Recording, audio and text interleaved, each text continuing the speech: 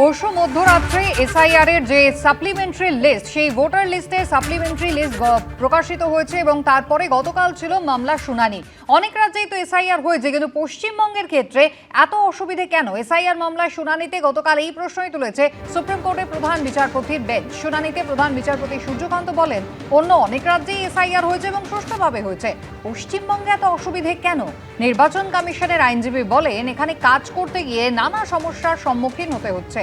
প্রধান বিচারপতি বলেন, অন্য জায়গায় অনেক বেশি নাম বাদ গিয়েছে, তাহলে পশ্চিমবঙ্গে সমস্যা কেন? কাজ করতে গিয়ে কি কি সমস্যা হচ্ছে সেই রিপোর্ট গতকাল মুখবন্ধখামে আদালতে জমা দিয়েছেন নির্বাচন কমিশনের আইনজীবীরা।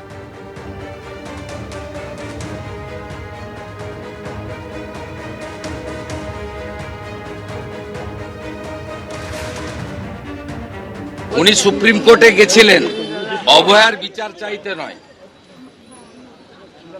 চাকরি প্রার্থীদের জন্য নয়, টাটাকে ফিরিয়ে আনার জন্য নয়, পশ্চিমবঙ্গের ডেভেলপমেন্টের জন্য নয়। তিনি গেছিলেন বাংলাদেশি মুসলিম অনুপ্রবেশকারীদেরকে বাঁচানোর জন্য।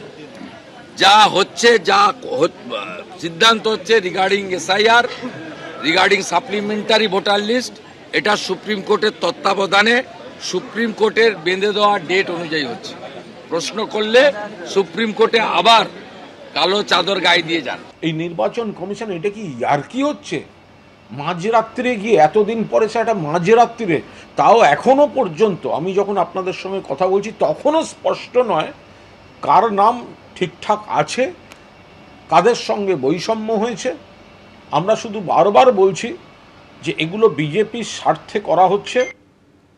সর্বোচ্চ আদালতে শুনানি ছিল গতকাল, আর গতকালের শুনানিতে তৃণমূলের আইনজীবী শ্যাম দেওয়ান বলেন, প্রথম দফার ভোটের জন্য মনোনয়ন পেশের শেষ দিন 6 এপ্রিল, তারপর আর ভোটার তালিকায় বদল করা সম্ভব নয়। এখনও লক্ষ লক্ষ ভোটারের ভাগ্য নির্ধারিত হয়নি, তার মধ্যে সব কাজ শেষ করা খুবই কঠিন।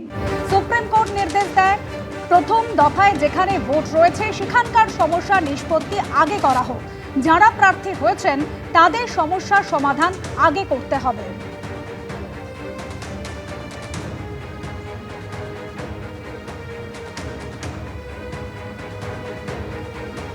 গতকাল রাজ্য সরকারের আইনজীবী কি বললেন আদালতে দাঁড়িয়ে? সুপ্রিম কোর্টে দাঁড়িয়ে রাজ্য সরকারের আইনজীবী কল্যাণ বন্দ্যোপাধ্যায় বললেন যে ইতিমধ্যেই অতিরিক্ত সাপ্লিমেন্টারি লিস্ট সেটা প্রকাশের কথা বলা হলেও সব তালিকা কিন্তু ডাউনলোড করা যাচ্ছে না। বিচারপতি জয়মাল্য বাগচি বলেন, কিছু সমস্যা হতে পারে, যাতে পূর্ণাঙ্গ তালিকা প্রকাশ করা হয় তা আমরা নিশ্চিত করব। বুঝতেই পারছেন আদালত কতটা চাপ দিয়েছে বিচারপতিদের, রাত দিন তারা কাজ করছেন। তবে সুপ্রিম কোর্ট নিশ্চিত করবে যে গণতান্ত্রিক অধিকার যেন সুনিশ্চিত করা যায়, ভোটারদের অধিকার যেন সুরক্ষিত থাকে।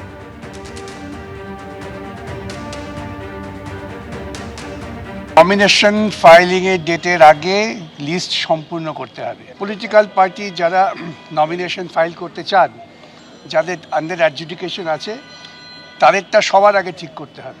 মূল কথা, কোনো ভোটের অধিকার যেন নষ্ট না হয়। আমরা পুরোদস্তুর পাশে থাকব সমস্ত রকম লড়াইতে। নির্বাচন কমিশনের কাছে নিয়ে যাওয়া বা আইনের যা যা প্রয়োজন পদ্ধতি প্রক্রিয়া, কিন্তু এই নির্বাচন কমিশন বাংলার বুকে ভোটার তালিকা নিয়ে, মানুষের অস্তিত্ব নিয়ে ছেলে খেলা খেলছে। এরা এই বিজেপিকে সুবিধা করিয়ে দেওয়ার জন্য এই চক্রান্ত কিন্তু সফল হবে না।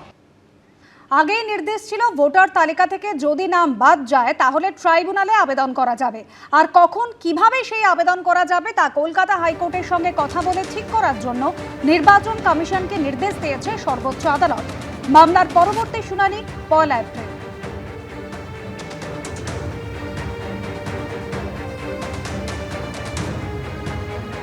এবিপি আনন্দ, এগিয়ে থাকে, এগিয়ে রাখে।